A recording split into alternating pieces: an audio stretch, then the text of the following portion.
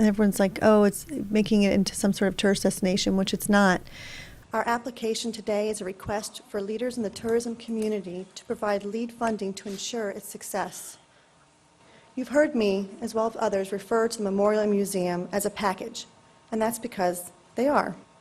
That is part of the business model that makes the project sustainable, as well as offers two experiences. And everyone's like, oh, it's making it into some sort of tourist destination, which it's not.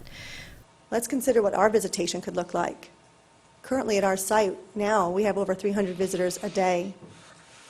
Then the numbers we have tracked did not include the opening day. It did not include June 12th or our Community Rainbow Run. Those numbers, it's too hard to be clicking. We're actually having someone there who stands there and clicks every single day. So considering that Visit Orlando has announced a record 72 million visitors in 2017, imagine if merely 1% of those visitors in the Orlando region came to Pulse. That would mean 720,000 visitors a year, an average of 1,900 a day. And everyone's like, oh, it's making it into some sort of tourist destination, which it's not.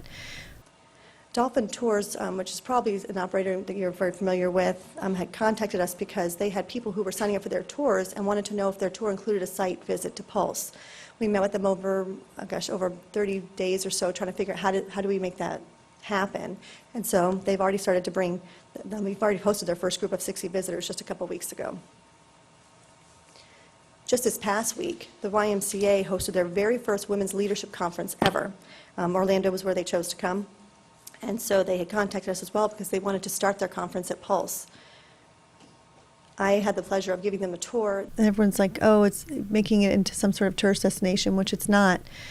Well, I cannot tell you that I had a huge appreciation for the media right after the tragedy. I can tell you that the numbers I have seen in this past year, including the interim, have really been eye-opening.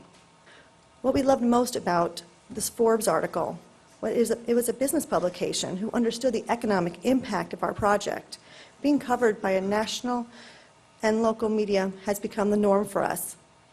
But being featured in Forbes is being connected to a high net worth business audience. That leads us to this museum. In case you don't know about the economic impact of museums, museums in the United States employ 372,000 people. That's more than double that of the professional sports industry. U.S. museums generate more than $12 billion per year in tax revenue to federal, state, and local governments. The museum feels the largest economic impact is on the leisure and hospitality industry, generating $17 billion annually.